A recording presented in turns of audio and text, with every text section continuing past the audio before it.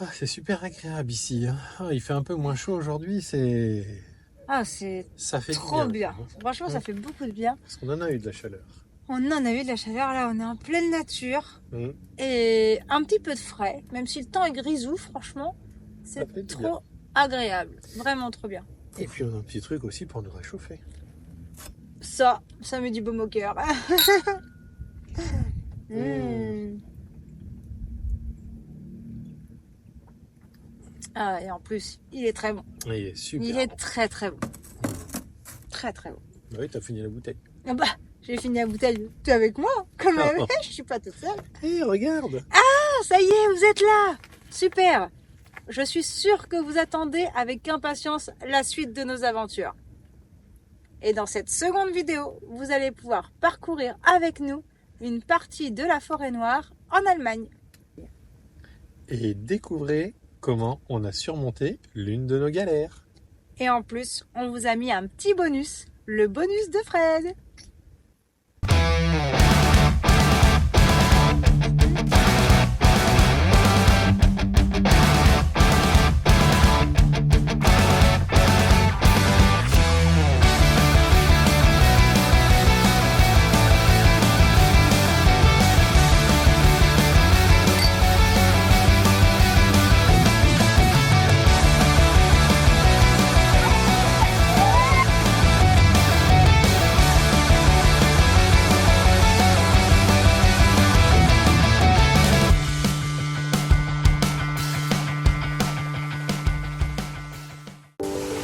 Nous sommes aux cascades de Triberg. On a payé pour l'entrée 20 € pour tous les quatre. Mais franchement, ça vaut le coup. Il y a un super parcours à faire à pied. Alors c'est tout en petit virage. Mais franchement, vous avez des points de vue magnifiques sur la cascade. Faut vraiment pas la louper. En plus, vous pouvez découvrir, admirer tous les petits écureuils, les oiseaux de la forêt. Faut prendre le temps de visiter. Et vraiment, c'est un site à ne pas manquer en Allemagne.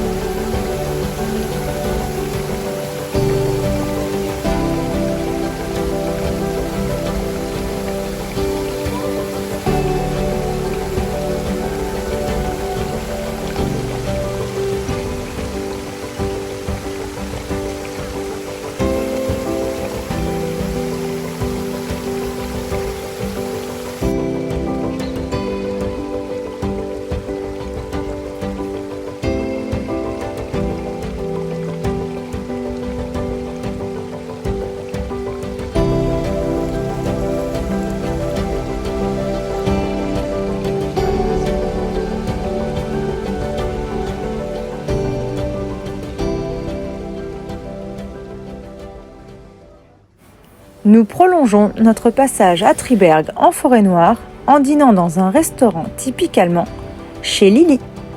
Nous choisissons certaines spécialités comme les saucisses blanches grillées, le jambon bouilli et mon dessert préféré, la forêt noire.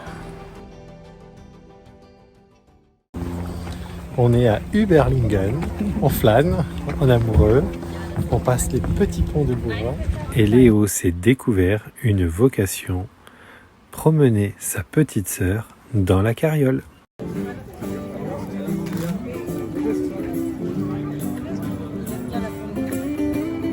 À Überlingen, on s'y sent très bien. Les bords du lac de Constance sont magnifiques et très agréables pour une promenade. Le cœur de ville est attractif et vivant. Et on assiste à un tournoi de beach volley.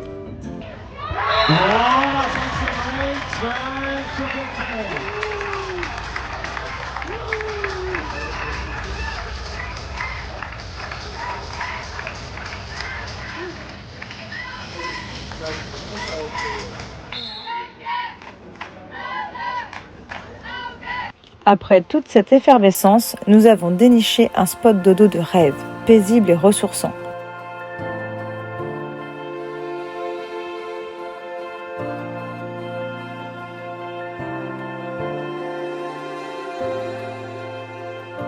À l'aube, nous assistons à un magnifique lever de soleil. Nous avons la sensation d'être seuls au monde et en osmose avec la nature.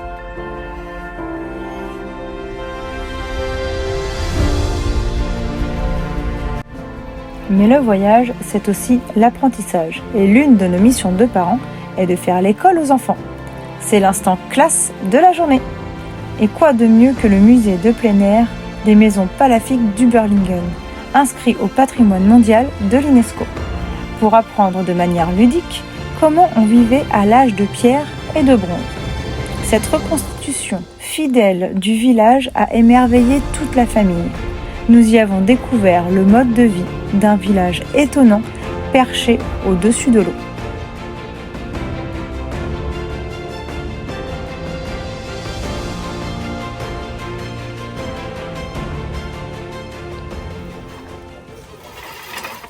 Il est l'heure de retrouver mes deux hommes en train de faire du feu. Bon, je crois qu'on n'est pas près de manger.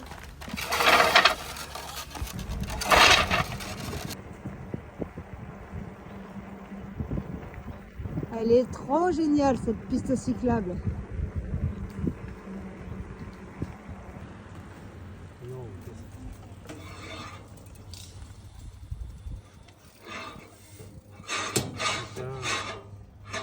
Bon, je vous explique la galère qu'on a eue. Enfin, les galères, parce qu'avec cette belle carriole qu'on utilise déjà depuis un bon moment, on s'est fait peur. Je vous explique. La première fois, on a eu plusieurs rayons qui se sont défaits de la jante. Et il n'y avait plus qu'un rayon sur deux qui tenait. Donc ce qu'on a fait, on a pris la roue, on a été chez un réparateur. La carriole a été immobilisée pendant 2 jours. Et il nous a réparé les rayons, tout était ok. Et ensuite, on a pu repartir. On se refait une petite rando. Et là, tout à coup, la roue de la carriole me double. La carriole, hop, comme ça, Lilou de travers. La roue me double et elle va taper dans une voiture.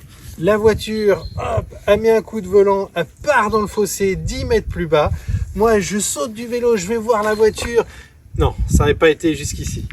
Alors, tout simplement, on était sur la piste cyclable. Tout d'un coup, la roue me double, la carriole se met carrément de travers. J'entends et puis, j'ai été récupérer la roue plus loin. Et ce qui s'est passé, tout simplement, le boulon qui était ici, je pense que quand ils l'ont réparé, ils ont mal resserré la tâche qui était ici et le boulon est parti. Et donc, on a perdu la roue. Le seul problème, c'est que le boulon, je retrouvais pas. Je retrouvais pas parce que c'est un pas de vis spécial. Et donc, ce que j'ai fait, c'est que j'étais dans un magasin de bricolage, j'ai acheté un autre boulon que j'ai forcé dessus. Donc forcément le boulon il tourne pas droit, hein. J'ai forcé sur le pas de vis. Voilà. Et là je me suis dit on va essayer de rouler un petit peu comme ça, mais j'avais trop peur que le boulon parte et que ça recommence. Surtout qu'il y a des moments où on prend 30, 40, 45 jusqu'à 50 km/h avec la carriole. Donc j'ai dit non, c'est pas possible. Donc ce qu'on a fait, on a recommandé une roue sur internet et on a rencontré quelques jours avant un Allemand avec qui on a sympathisé et on a fait livrer la roue chez lui. Quelqu'un de très sympa en plus qui nous a accueillis chez lui avec le gâteau. C'était super, on a passé un très bon moment. Merci beaucoup. Et donc on a pu avoir une roue de carriole toute neuve. Voilà. Et là, la galère est terminée. Enfin, j'espère. Tac. Maintenant, c'est le bonus de Fred.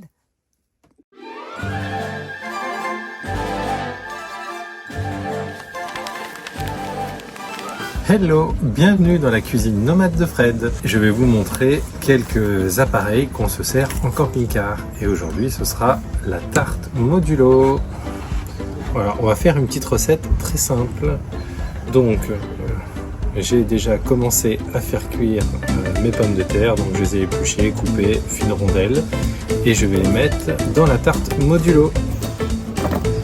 Ensuite, je mets mes petits oignons que j'ai fait caraméliser.